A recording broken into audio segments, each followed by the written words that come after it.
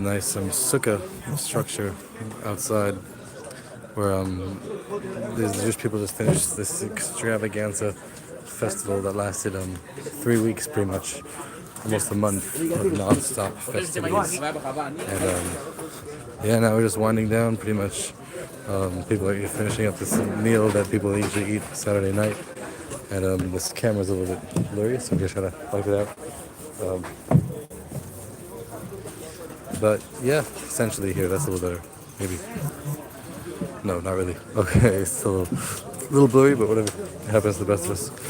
So yeah, this massive structure called a Suka was built a few weeks ago by Moshiach Now at his house, which is nice. He sponsors this entire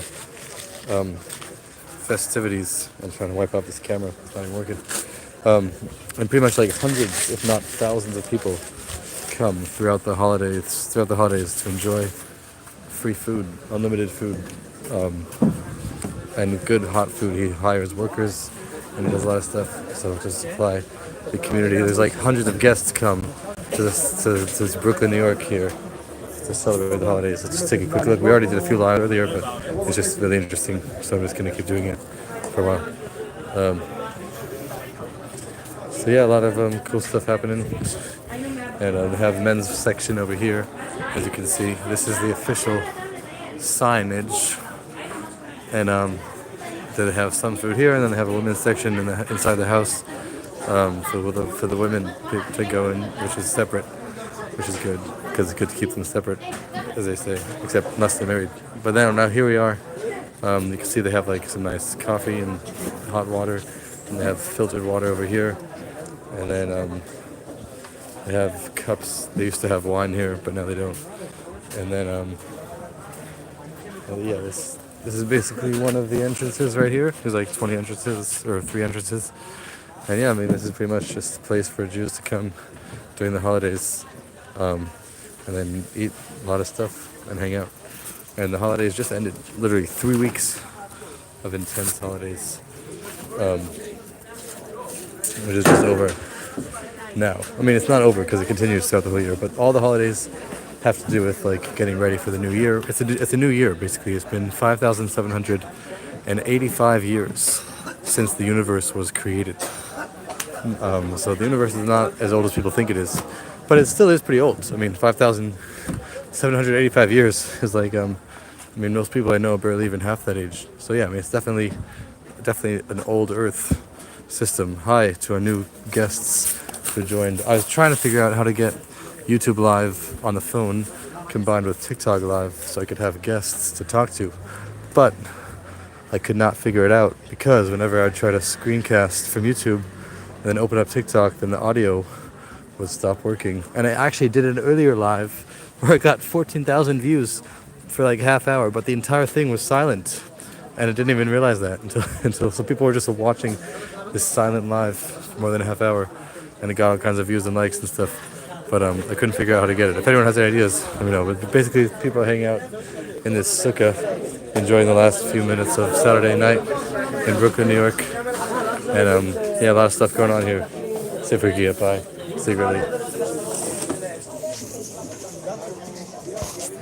We have a nice Fabrengen gathering here. People are hanging out. This is Jewish Crown Heights, basically. Ma? Sorry, Ata. This is Jewish Crown Heights. So this is as Jewish as it gets, pretty much. Even what's the history behind the large portion of Jews settling in New York? That is a very interesting, multifaceted question, JM users. Yeah, we just first of all, just before we get to that question, so this was a sukkah, which is a temporary structure the Jews built for this holiday of Sukkot, that says in the Torah to build these temporary structures with this like leaf roofs. And then so this was something built by Moshiach Now here on President Street in Brooklyn to hold like hundreds of people for the holiday, which is nice. And they still have not taken it down yet because we just finished the holiday like a few hours ago, and people are still eating and stuff. So they're gonna take it down soon, but they're actually gonna leave it up for a little while so people can continue eating. But it was mainly meant for just the 7-day holiday that we just had. But this entire operation, where he has unlimited food, etc., goes on for more than a month. He just has like food all over the place. Free food, hot food for everyone. So yeah, back to the question: how do the Jews come to New York? Well, in fact, Jews came to New York mainly because Chabad came to New York, which was Rabbi Yosef Yitzchak Schneerson, the sixth of the entire Jewish people. Basically, I just got to cut out for a second. Yeah, so the leaders of Chabad are actually the leaders of the entire Jewish. Okay, I was connected to a different Wi-Fi that I walked away from, but now I'm back. Anyway, so so the leader of the Chabad is like the leader of the whole generation, and their soul includes the souls of all the Jewish people. So essentially, in the middle of World War II in 1940, the sixth leader of Chabad, which Chabad started in the mid 1700s, but in 1940, the sixth of seven leaders moved. He escaped World War II in the middle of the war from Russia, I believe.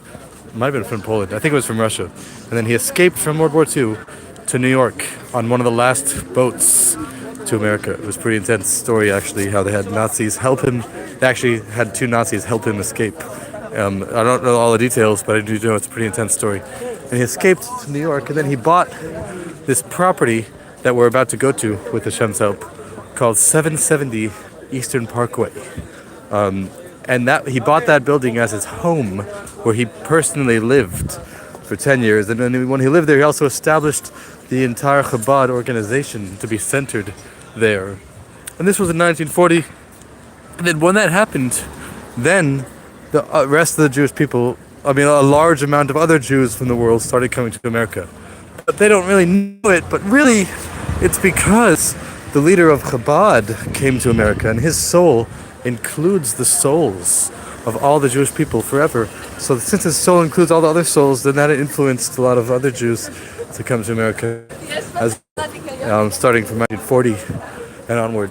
And then this Jewish headquarters, this place that we're going now, is the Jewish headquarters of the universe, basically. We have some police cars coming by. There's a lot of police cars because they were blocking off the streets for the holiday, because there's thousands of new Jews who came to this area to be by this headquarters of Chabad for the holidays. And they had like tons of people in the streets were packed, so the police actually closed off the streets, a large portion of the streets, to allow the Jews to walk around, which is pretty intense. So you can see the supermarket here just closing up, and you can see they're trying to keep people out by locking the door there. What's up? How's it going? You want me to be on or no? Yeah, what are you doing? Live stream. In your middle live streaming? Yeah. Want to be on or no? I guess that's a yes. Alright, he said yes, deep down. Well, that's interesting. I'm a Mexican this is a comment from JM. I'm a Mexican from California, but went in New York about 10 plus times. I lived in Rhode Island for a year and a half. Just curious question, I love learning. Yes. Don't we all love learning? Do I know Menachem Rubenfeld? Maybe by name. Maybe by face. Do you have to be Jewish to live in a kibbutz? I don't know. You'll have to ask someone who lived in a kibbutz, but not me. This is New York, America, not Israel. Really, Chabad, we consider this place holier than Israel itself. Even holier than the Western Wall. Because essentially, when the leader of Chabad came to America, and according to the Chabad Hasidic teachings, his soul includes the soul of all the Jewish people. And we also know from the Talmud, this is based on a talk that the Lubavitch Rebbe said in 1992, by the way, which became well known by the Chabad followers.